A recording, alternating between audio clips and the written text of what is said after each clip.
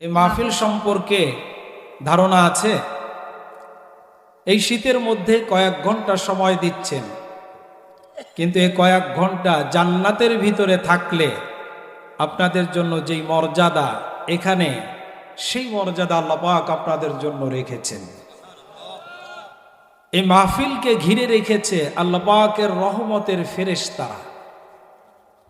জমিন থেকে নিয়ে আসমান পর্যন্ত একজন ফেরেশতার কাঁধের উপরে আরেকজন, আবার তার কাঁধের উপরে আরেকজন, তার কাঁধের উপরে আরেকজন, এভাবে করে আসমান পর্যন্ত আল্লাহর রহমতের ফেরেশতারা এই মাহফিলকে বেষ্টন করে আছে। হাফাতুহুমুল মালাইকা গাশিয়াতুহুমুর রহমা। এ মাহফিলকে আল্লাহ পাক তার রহমতের চাদর দিয়ে ঢেকে রেখেছে। নাযালাত আলাইহিমুস সাকিনা।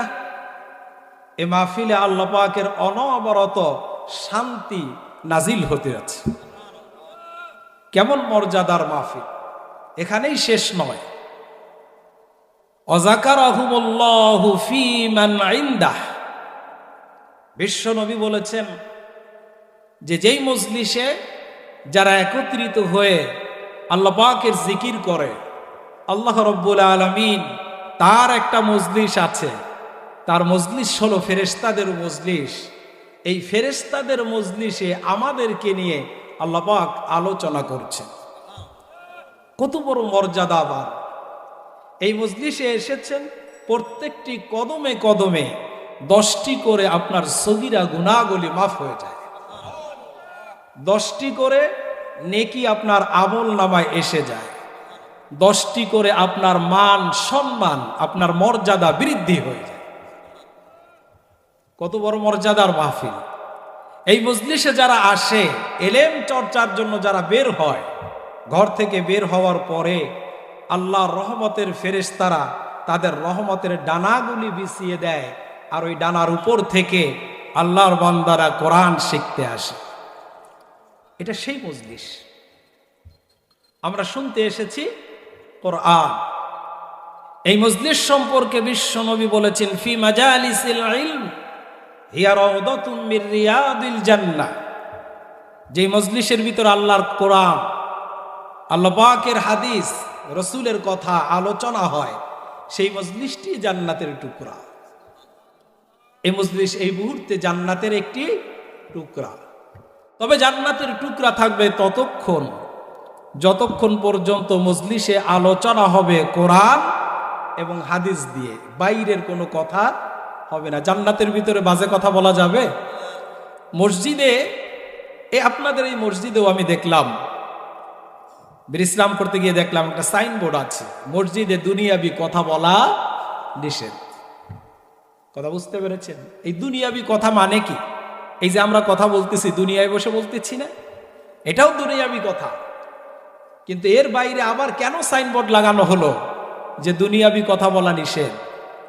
এর মানে হচ্ছে অনর্থক কথা, যেই কথায় আমার কোনো কল্যাণ নাই, যেই কথা কোরআন এবং হাদিস অ্যাপ্লাই করে না, সমর্থন করে না, এই কথা বলা কি নিষেধ।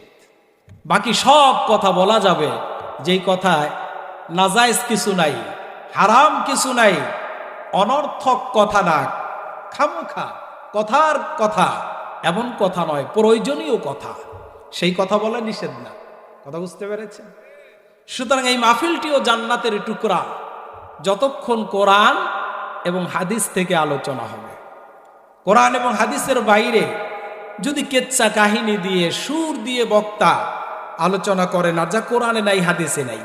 সুরের পরে আমাদের এই যে আপনাদের মাওলানা শরীফুল ইসলাম জুবায়ের সাহেব, সুরও আছে মাশাআল্লাহ, আলোচনাও করলেন কোরআন থেকে হাদিস থেকে, ঠিক না? একটা কথাও বাইরে থেকে বলেছেন।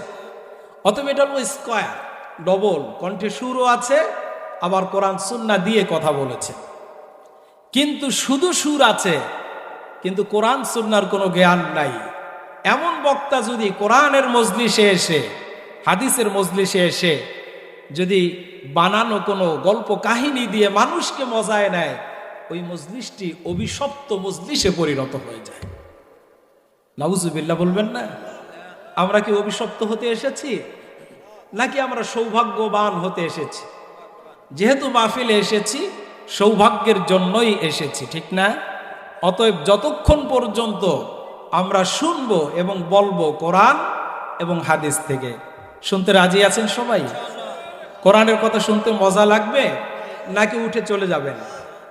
কোরআন থেকে উঠে যায়, কোরআনের কথা শুনতে মজা লাগে না একজনের, সে কে বলেন তো? মিস্টার ইবলিস। ওর কোরআনের কথা ভালো লাগে না। আল্লাহ বলছেন আদমকে সেজদা করতে, উসজুদু লি আদম, কিন্তু ইবলিস এটাকে অস্বীকার করল, অভিশপ্ত হয়ে গেল। সেই থেকে ইবলিস একটি চ্যালেঞ্জ করেছে, নিজের ভিতরে একটি শপথ করেছে। কি শপথ করেছে? কোরআনে আল্লাহ পাক সে কথা বলেছে।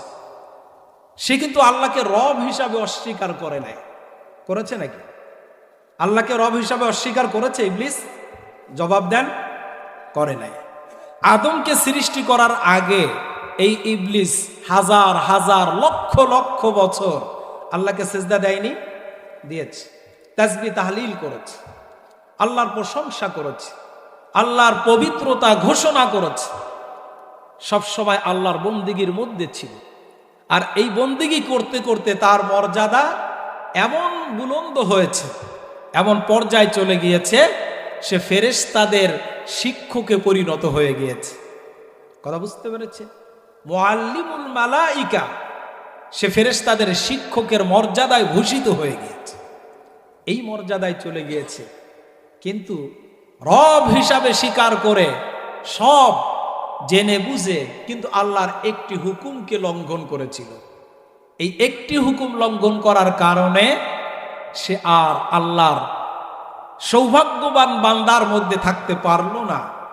হতভাগ্য, বঞ্চিত, অভিশপ্ত, লানাত প্রাপ্ত বান্দায় পরিণত হয়ে গেল, ঠিক না? সেই হুকুমটা কি? উসজুদু লি আদম, আদমকে সিজদা করো, সিজদা করল না।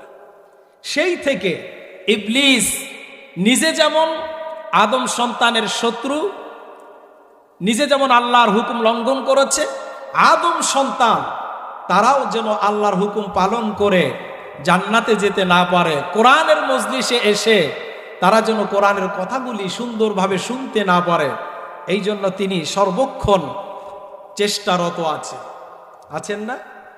এবং এই চেষ্টা তিনি চতুর্দিক থেকে আক্রমণ করবেন। এই চেষ্টা তিনি শরীরের ভিতর থেকে চেষ্টা করবেন, বাহির থেকে, ভিতর থেকে। তিনি ডাইনের থেকে, বামের থেকে, সামনের থেকে, পিছন থেকে চেষ্টা করবেন। শুধু তাই নয়, নবী করিম সাল্লাল্লাহু আলাইহি ওয়াসাল্লাম বলেছেন, মাজরামাদ্দাম, শয়তান মানুষের রক্তের শিরায় শিরায় প্রবেশ করে, আর এই রক্তের শিরায় শিরায় প্রবেশ করে মানুষের অন্তরের ভিতরে ওয়াসওয়াসা দিয়ে মানুষকে কোরআন থেকে দূরে সরায় দিবে। বলেন নাউজুবিল্লাহ।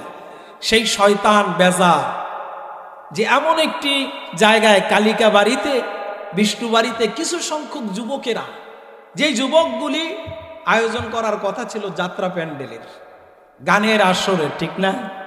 সেই যুবকগুলি আয়োজন করলো কোরআনের মাহফিলের। এটা শয়তান সহ্যই করতে পারবে না।